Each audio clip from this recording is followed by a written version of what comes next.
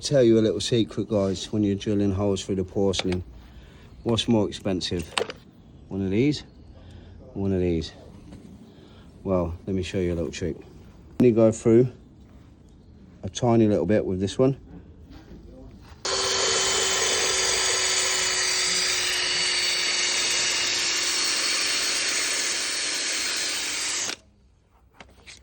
And then just go through with the SDS.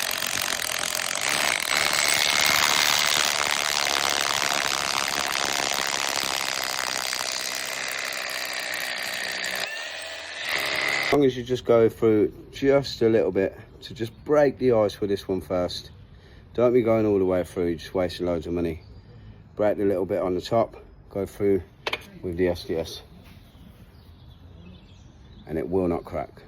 Thank me later when you've saved loads of money.